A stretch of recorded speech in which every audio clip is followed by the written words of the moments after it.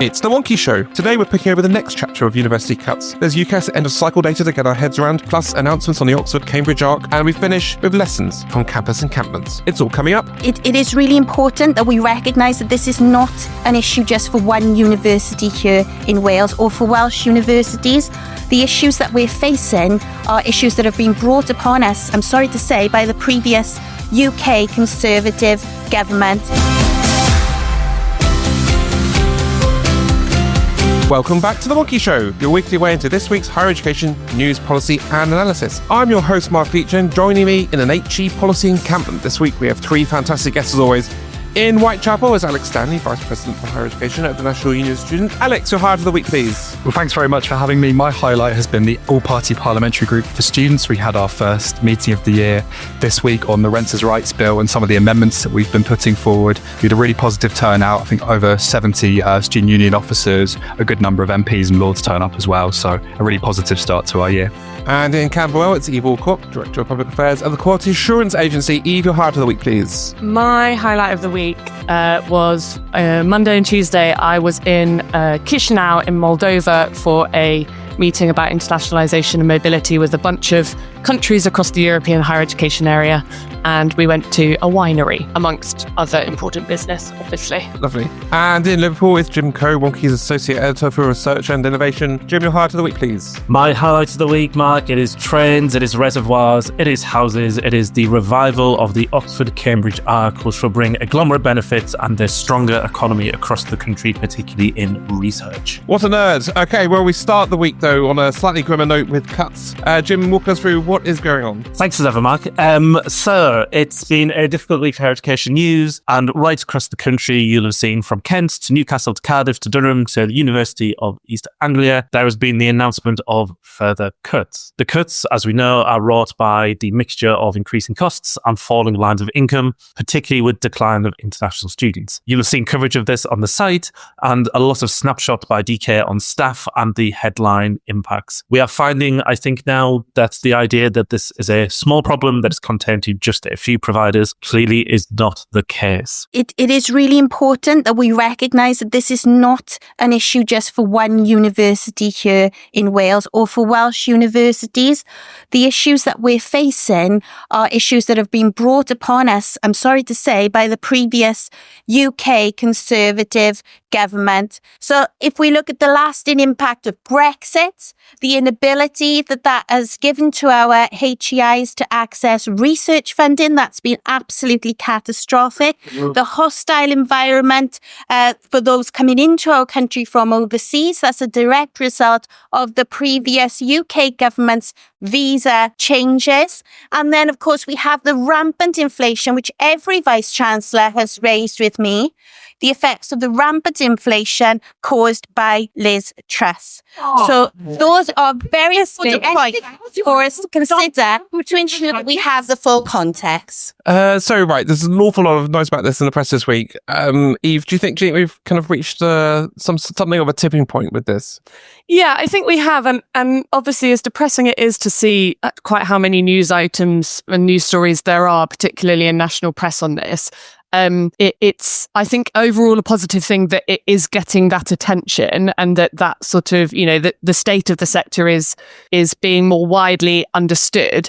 But I suppose the thing that's important to keep in mind, or the thing that struck me when I was reading the stories, is that obviously, we've just had the sort of 23-24 figures, and I don't know about everyone, like for university finances, I don't know about everyone else, but I feel like particularly in the last 6 months or since Labour won the election, that the sort of concern about the sector has got much worse. And so actually it will be in the sort of year's time when we look at the figures for what we're currently experiencing now, that we might get, an even worse view of what's going on. And so it's important that we're talking about it now, but we have to bear in mind that obviously all of this data is on a lag.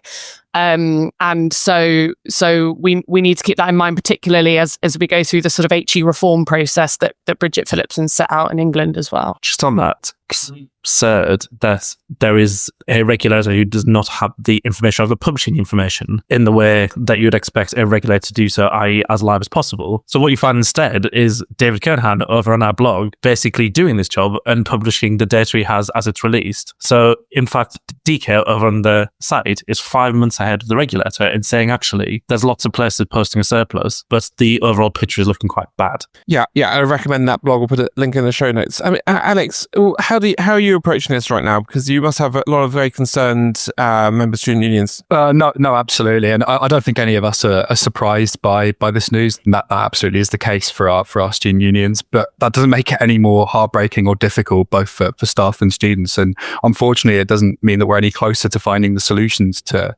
these problems. I will get to the sort of student experience side of these things, but when you see issues at university level, it does have consequences for society more widely. I mean, you take the news we saw at Cardiff just this week, where one of the courses facing cuts is nursing, of all things. And we know about the workforce crisis and the NHS in Wales and the UK more widely. And I can't see how the government in Wales and in Westminster can sit by and watch this happen. And if I come on to students, it isn't enough to just raise the fee, particularly when the national insurance increase essentially just swallows this. It isn't going to be enough to just put out a video saying that international students are welcome and hope that recruitment comes back to its normal levels. It isn't enough to just put University UK on a soft power commission and say, that's that. The bottom line is that universities are going to need more money, or this is what our sector is going to look like for the next few years. And that does have a detrimental impact on the student experience, because at one end of things, we'll see worsening staff to student ratios, we'll see a smaller pool of modules to choose from, restricted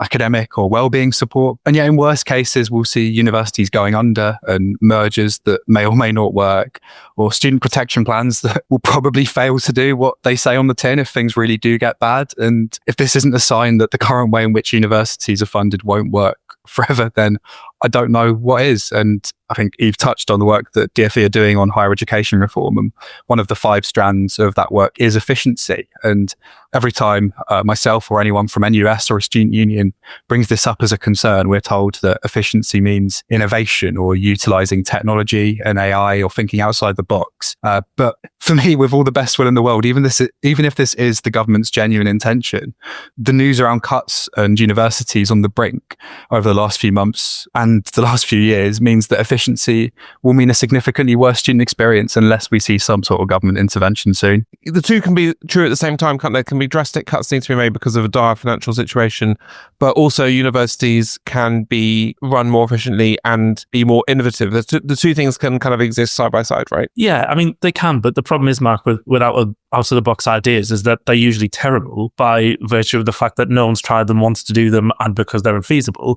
And I think there's 2 massive issues here, right? You can't be innovative without cash to do it in the first place. How do you restructure things without money to pay for stuff or to change your structures or to, buy new equipment or whatever that innovation looks like? I think the second thing that's worrying me on this, so when we've crunched the numbers, there's 160 large providers who should have by now, filed their accounts. 43 of them haven't done so. And, despite being a material breach of the OFS conditions, there's not really going to be lots of good reasons you might have chosen not to do so. But on the other hand, of the 117 that have filed, only 13% have posted a deficit. So I think there is this narrative that emerges of, yes, things are hard, but there's much more room to run for universities, particularly if I was sat in government and I was looking at, what the wider sort of public sector being exposed to over the last 14 years of the previous government. I think there's I don't think we've won the narrative yet that action is urgent. Otherwise, a public provider will actually go bust. I mean, Eve, there's a sort of another sting in the tail, isn't there? The data this week about staff in HE. So not only do we have all this, fresh rounds of redundancies and course closures and all the rest, but also a kind of worsening picture for kind of precariousness of for staff that are kind of left behind, right? Yeah, it is, and it's again like important that picture is being painted, because I think it just reflects what staff have been saying on the ground for a long time, over a number of years, about the precariousness of employment, about the conditions with which a lot of them work in, it's sort of particularly salient, I guess, from my point of view. My younger brother's a PhD student in philosophy at Nottingham, and I think in an ideal world would be a sort of lifelong academic lecturer and would be brilliant at it. But as he comes to the end of his PhD and looks at career options, I genuinely am sort of saying, well, you might want to go and seek some secure employment in a different setting for a few years whilst the sector gets back on its feet to sort of prevent that uncertainty and that kind of uncertainty of people that actually want to enter into the sector in employment but might think twice about it, perhaps understandably now, because of the sort of uncertainty that comes with that kind of employment at a time where people can't afford to have that precarious employment because they've got bills to pay and rent to pay. I agree with all of that. I think one of the challenges is that what is the alternative is still not emerged. And at the moment, the basic premise of the alternative is you keep funding an increase by inflation, and therefore at least the thing doesn't get worse. And I know there's a commission to look at this. I know we are expecting sort of news that we've seen. But actually, in the meantime, if places just simply run out of cash in order to do things, then all the commissions in the world are going to end up being for naught. So it won't actually matter because there'll be no leg room left to go in order to make any of the changes the government imagines. But I mean, if you listen to Minister Smith talking in the Lords, she's been very clear that in her eyes, we're not necessarily going to see this big shift away from the current means of funding higher education through the graduate contribution. And I mean, government investment per student only sits at about 16%. There already is this complete sort of out of kilter expectation for students or graduates rather to be contributing at high levels. And my concern is that at some stage, if we continue with this process of seeing an inflationary increase to the tuition fee, at some point students and parents will go, this is enough, and we're going to need to sort of seek alternative means of finding a career and of going on in education. And I really worry about what that would look like for the sector, because if we're making it more difficult and less appealing, and research by the Sutton Trust shows that students from working class backgrounds are less likely to go to university or continue through university because of these debt-based burdens that they could be facing. That is a real problem that we do need to be considering. I agree. I agree with you, but I think there's two challenges, right? We could have another sector-wide debate about how should higher education be funded, and we will have versions of the debate of should there be some sort of graduate tax, should you do post sort of higher education funding, should you change tuition fee thresholds, whatever. But that will take so long to do that providers will generally go bust. Or you have to make a case for better amounts of public funding at the time where the public generally think tuition fees are already too high. And I think it's going to be quite hard to, I think it's amazing that Labour managed to get the inflationary fee increase with basically no pushback, given how unpopular policy is generally. So I don't, if I was the government, I'm not sure what I'd prioritise between stopping the sector falling over or actually sorting it out. And they're going to have to try and do both whilst also, stopping hospitals, local councils, sewage, whatever, also falling over. And we're in a bit of, it's bad timing as ever, isn't it? This is how the kind of the doom cycle starts, because, right in the throes of an application cycle, these universities that are desperately trying to recruit students, because that's, absolutely core to their survival and their core business, if you like. At the same time, it's all over the newspapers talking about, what dire financial straits they're in. And if you're looking at that as a prospective student, or probably more likely kind of slightly concerned parent of a prospective student, you're going to say, well, I don't want to go to university that's in such kind of public trouble. I think there is an important point there, and fundamentally for the majority of parents and people of a young age, university is still the preferred option. I do think that that's important to keep in mind, and I believe that will provide providers with a level of calmness and a level of knowledge that there will be prospective students still coming forwards. But we'll talk about this more later. But if you look at applications, it is the Russell Group and it is those with higher tariffs who are continuing to recruit those high levels of students. And I think you look at post 92s and other universities and institutions that they are where we might see more struggles and where we might start to see things like institutions going bust or mergers.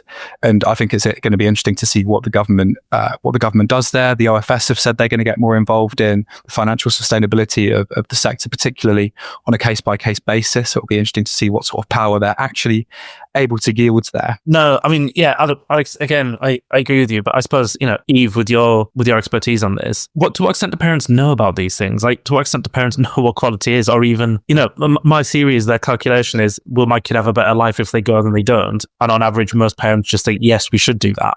Yeah, I think, to be honest, the way that a parent probably views quality and the quality of the experience for their child is that just broader student experience and setting their kid up for, the best life post-graduation as possible. And it doesn't take a genius to see the news about the sort of financial situation in the sector and have genuine and probably very legitimate concerns that the actual experience that their child might get might be inferior to a child that went to university 10 years ago. And yet on the face of it, the fee is higher. And I think that is a genuine concern. And so it does feel like we're at a bit of a sort of precipice in that way. And obviously, we're also expecting at some point the government to be considering things like looking at how to have better sort of regulatory oversight, possibly a partnership provision, all of these types of provision that universities have sort of put all of their eggs in that basket in order to try and balance the books. And so we've got to be really careful now of not doing anything that's going to tip the balance into, as Mark said, a sort of spiral here. Let's see who's been blogging for us this week.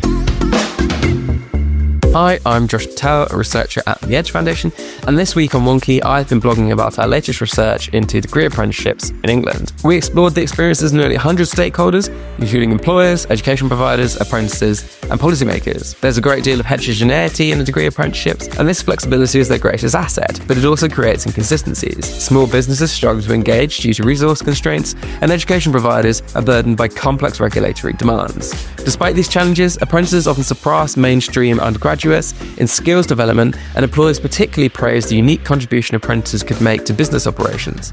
This all depends on effective collaboration between employers and providers. With degree apprenticeships coming under scrutiny following the government's announcement to broaden the apprenticeship levy into a growth and skills levy, articulating degree apprenticeships' strength and identifying where the challenges lie is key to securing their sustainability and ongoing success. Our research and the published report is available now on our website. And now Wonkhe's David Kernohan is here to tell us all about what's going on with Data Futures after a new report. Data Futures is a long and troubled programme designed to modernise the collection of data about students in UK higher education. Unless you're a data specialist, you probably first heard of it at one of the many times everything started to go wrong, most notably and most recently around the 2022-23 collection of student data. To say that this one was fraught is perhaps an understatement. Even now, the available data are not of the quality we have come to expect from HESA collections, with knock-on issues for regulation and the wider understanding of the sector. It was also a uniquely painful experience, as anybody who came to the Data Future section at the Festival of HE will be well aware. Back in 2023, an independent review of Data Futures was commissioned by the four main statutory customers for data, the UK's four higher education regulators, and we've only just had the final report, which I've written up in detail on the site. Many of the issues have been with programme management and delivery. It's often been uncertain who's been responsible for basic tasks like making sure the work was on track to deliver the promised benefits, better and more timely data, balanced with the reduction of data collection burden in the sector. The key decision has already been made about the future of Data Futures. We will press on with the idea of in-year data collections, but this will not happen before 2026-27 at the very earliest. But it remains to be seen how trust can be rebuilt between regulators, JISC and the sector, and whether the many problems experienced by those submitting data last year and this year can be properly addressed. Right, the end of cycle data is here from UCAS. Alex, walk us through it, please. Yeah, so UCAS have released their end of cycle data for 2024. We'll see a breakdown of the summer's undergraduate recruitment round, and we're able to pick up on both national trends and the breakdown of individual universities. And I think, rather unsurprisingly, in the midst of a funding crisis, providers do appear to be doing everything they can to recruit a healthy number of home undergraduate students. And I remember talking to a Vice-Chancellor at Universities UK conference last year, a Vice-Chancellor of Post 92 University, who was talking about a nearby Russell Group university lowering their entry tariffs in order to scale up their recruitment of home undergraduates. And the data shows us that in many cases, this is the reality. And the result of that appears to be that higher tariff universities seem to be doing quite well when it comes to undergraduate recruitment, whilst middle and low tariff providers haven't seen the same picture. And of course, this isn't the case everywhere, but even in cases where Russell Group universities saw fluctuating levels of growth in terms of applications, nearly all of them managed to do significantly better in terms of recruitment, where much much of the sector have been struggling to do so. So it's an interesting read, but I think for many of us, the main message was one that we were expecting. Yeah, this sort of paints a picture, doesn't it, of how the sector is has been emerging for quite a long time, and it's sort of solidifying, isn't it? Yes. So I think there's a few bits to this, Mark, and obviously this is a moving and live picture, but I think there's a few things I'd like to highlight. When you have a system where the unit of resource is your person who you can recruit, it is inevitable that once that exists, there are going to be providers who try to hoover up the numbers of students, and that leads to a uneven distribution. But I think the problem is because at the same time that distribution's uneven, the financial crisis is absolutely across the sector.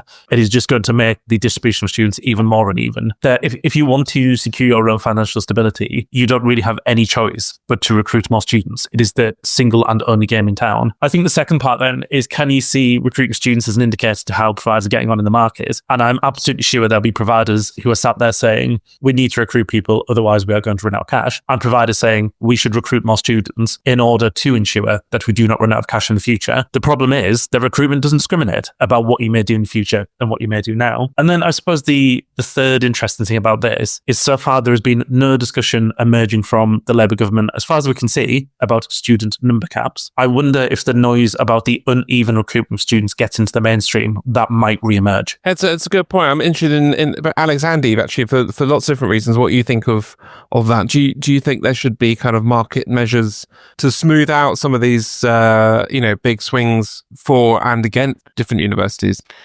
It's a huge question. I suppose I instinctively have always been nervous about number caps, but in the scenario that we obviously have just been talking about sector finances, you can also see compelling arguments for why quite, I suppose, specific or targeted measures that help the distribution, time limited whilst, we wait for better funding settlement could be compelling. But yeah, Alex, I don't know what you think on this one. I mean, it's not something that we'd support at NUS. I think I'd hate to push for anything that could in any way be seen as a cap on aspiration, or that would have any sort of detrimental impact to those from disadvantaged backgrounds. And I think we need to be really careful there. But I mean, this data unfortunately does paint a picture that I think we were expecting. One, that international student recruitment has got significantly harder, and that Bridget Phillipson putting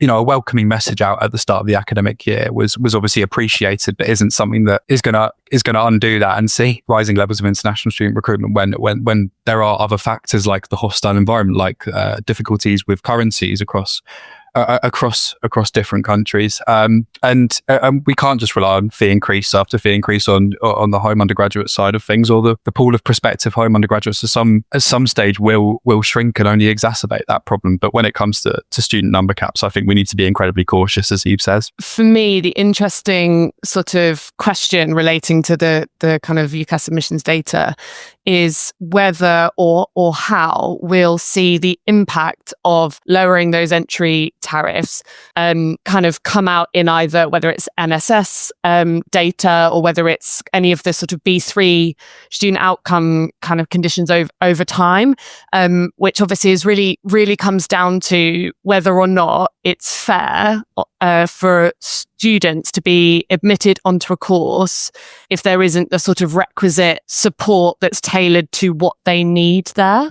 And so the kind of implication of taking students that you might not normally take, and whether or not those universities are thinking through how they adapt the way that they deliver their learning and teaching to respond to the needs of that cohort to set them up for the best student outcomes. And I think obviously this is one of the challenges when you lean so heavily on particular outcomes as proxies for quality of courses, when actually there are various different factors that can impact on those that need to be considered. But yeah, I'm interested in how it will show up from the sort of student perspective in terms of their experience on the course and any outcomes? I think there's a practical problem here, which is sort of come to, and that is to say that, look, if the financial model is based on you recruit students and then you also set up higher education as a market, I don't think you can then put in student number caps. And I suppose in a bit of maybe a stronger feeling than some of my colleagues, I'm against student number caps in almost every circumstance. And I think the problem is that if you think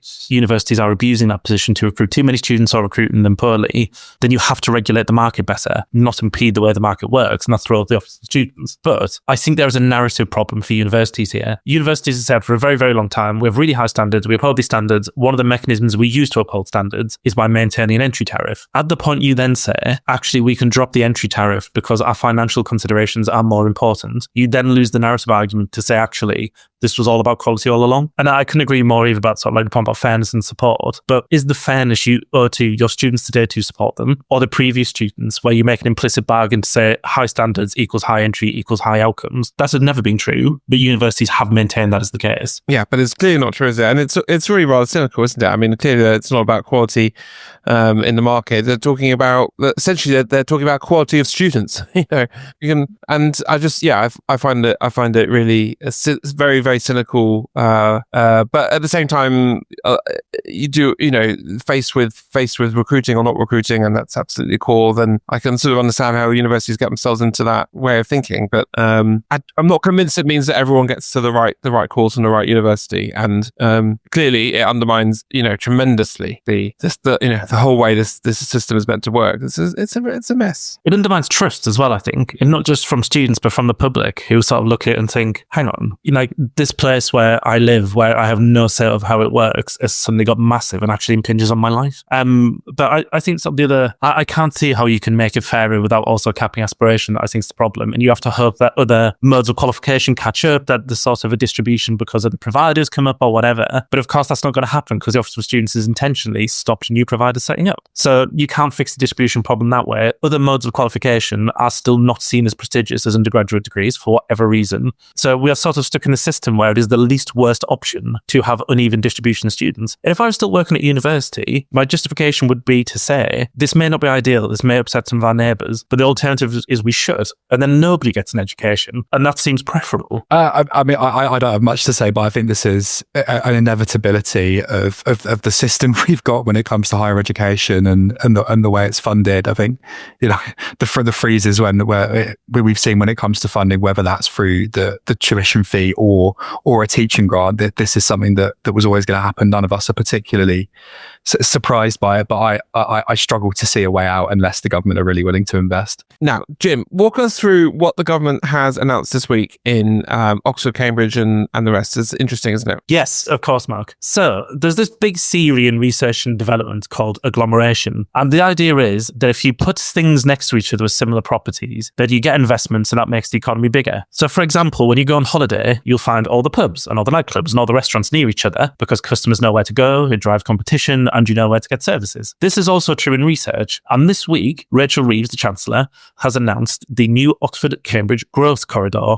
which she has said has the potential to be Europe's Silicon Valley. Research supported by Silicon First, by Public First, suggests that the ARC could be worth up to £78 billion to the UK's economy, or roughly 3% of GDP. The ARC, which is a fancy name for a train connection between Oxford and Cambridge, some reservoirs, some housing, and some additional infrastructure, will make it the case that it'll drive investors, there'll be more investment in science and technology, and it'll set the conditions to power the UK's research output. I think it's a really good idea. I'm in favour of investment anywhere, to build anywhere, to mow down any amount of barriers that get in the way. My only slight scepticism about the whole thing is, on the one hand, it is a good benefit for the country. On the other, it is yet more money going into the southeast when we are saying we are trying to redevelop the country as a whole. On balance, our economy is too small, our productivity is too low to not take advantage of this. But I would also like to see, you know, the corridors between Manchester, Sheffield, Liverpool, Darlington, Newcastle, etc. So good news, but I hope the start of much more to come.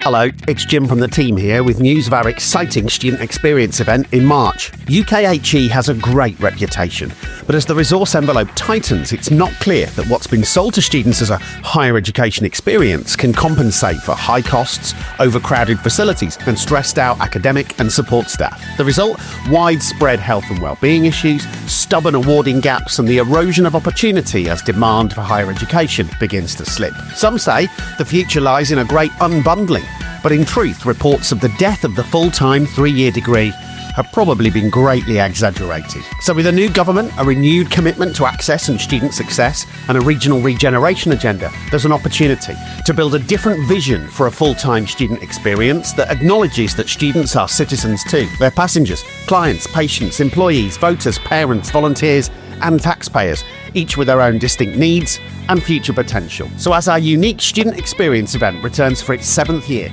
we'll try to climb out of the doldrums over the student experience debate, asking the question, what would it take for the UK to offer the world's best student experience? We'll get beyond trying to discern the student interest and work towards an ambitious, positive vision for students' participation in higher education. We'll also spend some time interrogating some of the wicked problems associated with particular groups of students in HE. Disabled students, PGR students, students who live locally or less locally to their campus, and the students whose work-based learning means that even the word student, let alone the policy surrounding them, can seem alien. On the day, we'll round up key findings into the student experience from the past year and launch exciting new findings on the student experience beyond the classroom. It's the essential event for anyone working on policy and delivery for students. That's The Secret Life of Students at the Shaw Theatre in London on the 18th of March. We can't wait to see you there. Tickets and more details on Wonkhe.com.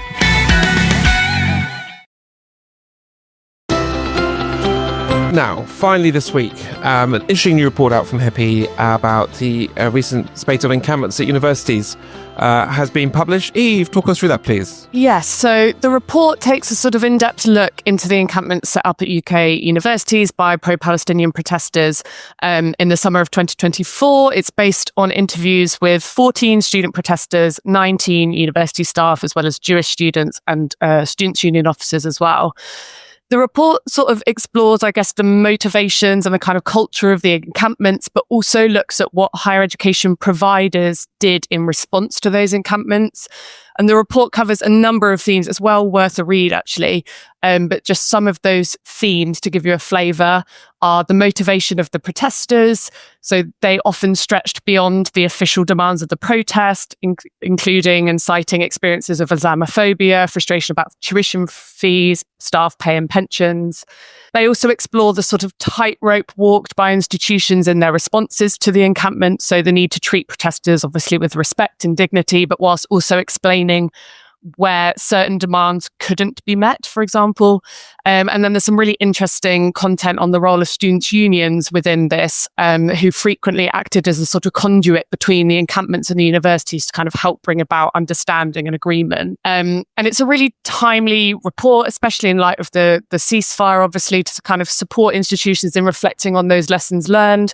And obviously that's super important, not least because of the freedom of speech bill, elements of that which Labour have decided to proceed with, but also that, you know, it's unlikely that protests related to sort of big global conflicts like this are going to be going away anytime soon in what is an increasingly sort of internationalised and diverse sector. So I think one of the challenges here, as you sort of allude to, Eve, is you're asking UK universities to try and mediate very strong opinions ultimately on international conflicts where they may have very little expertise. One of the things I was struck by in the report is the differences between the way that students at universities have dealt with Russia and Ukraine and the ongoing conflict in the Middle East. And I think one of the places universities have got themselves in is when Russia invaded Ukraine, they said, we won't work with Russia under any circumstances. You know, entirely rightly, they made the case to say there is no basis through which we can continue to work with them. The problem now is that they've set a red line by saying there are cases where we won't work with other countries. This is a departure from other lines they've had to say, look, we work with everybody.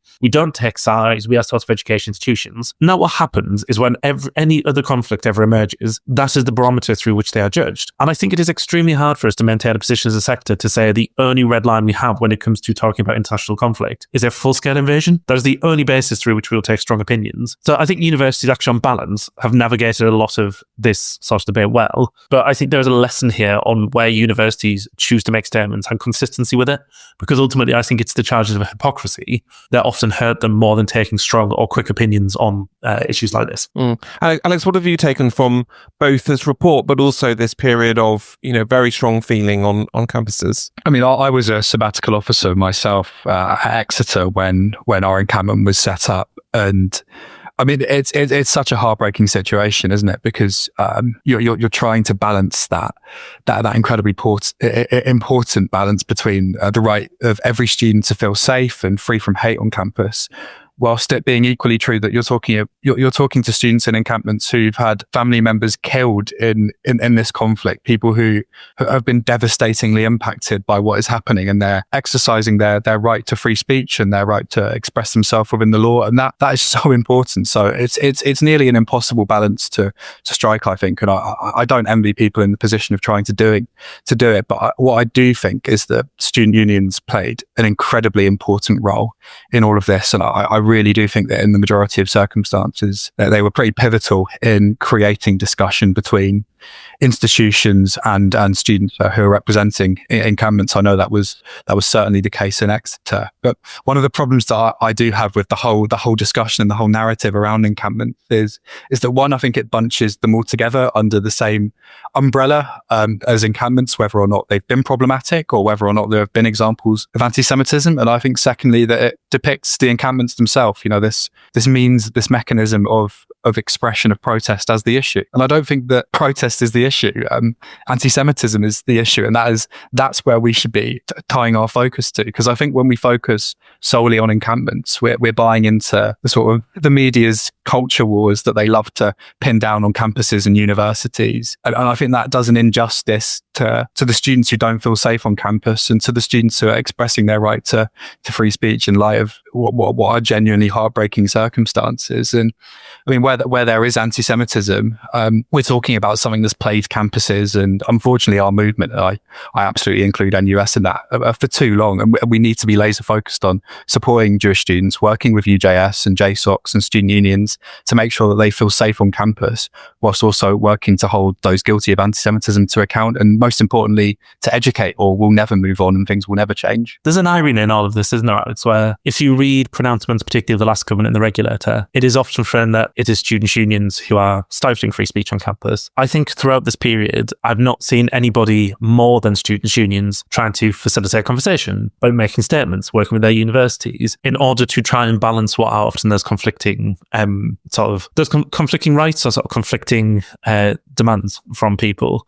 And I'm not sure, from what has been some really flared up incidents, but generally a lot of carefully sort of mediated conversations, that would have happened like that without students' unions. I think some of the vitriol we've seen and some of the sort of upset and hate would have been much stronger, actually, had it not been for the work of student unions. No, I mean, I think you're absolutely right, because when so much anger and hatred, so sometimes through misinformation, is leveled at universities and university staff, I think when you stop seeing people as somebody that you can have a rational discussion with, that there is a need for a middleman or a mediator, and that is the exact circumstance that we found ourselves in, and that is something the report touches on, the sort of misinformation or misunderstanding of data that a lot of encampments put forward. But I do think that's an inevitability when you have universities who aren't releasing data and partnerships and information that could have been useful, and I think that's a mistake that was made on a lot of universities' parts. So I think that transparency issue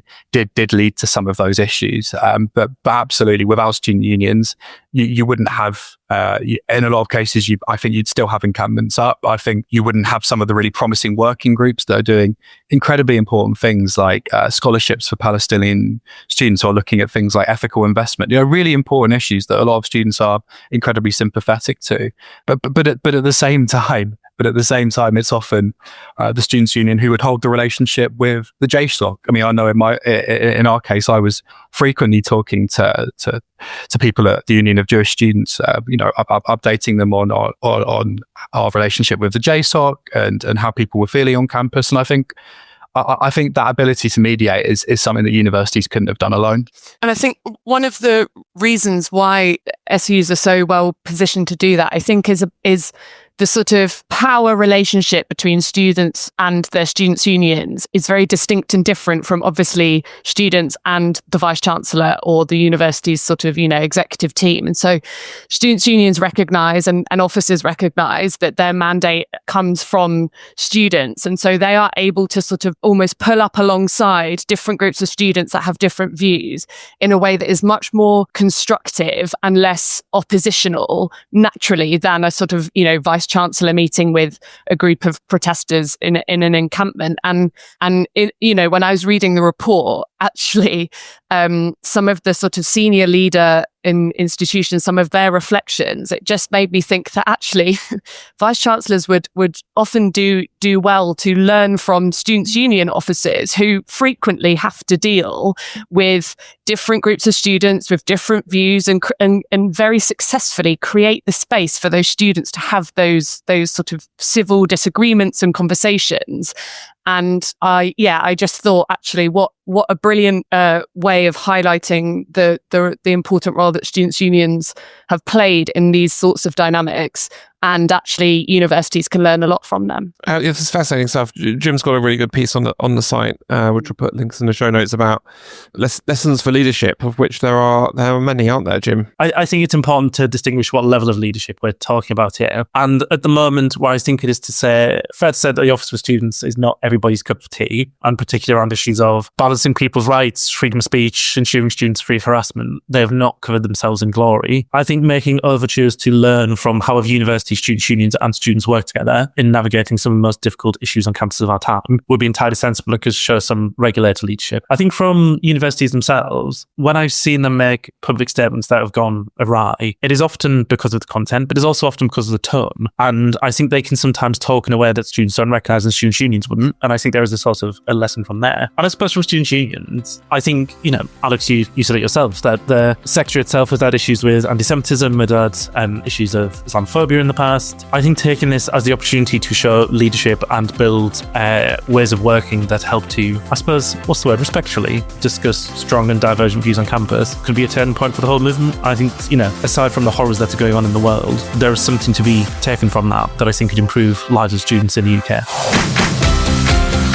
So that's about it for this week. Remember to go in deep on anything we discussed today or find links in the show notes on wonkhe.com. Don't forget to subscribe, just search for The Wonkhe Show wherever you get your podcasts. And if you want to get ahead of everything that's going on in UKHE, do click subscriptions on the site to find out more. So thanks very much to Alex, Jim, Eve and Michael Salmon, who makes the show happen behind the scenes. We'll be back next week. Jim will be here. Until then, stay wonky.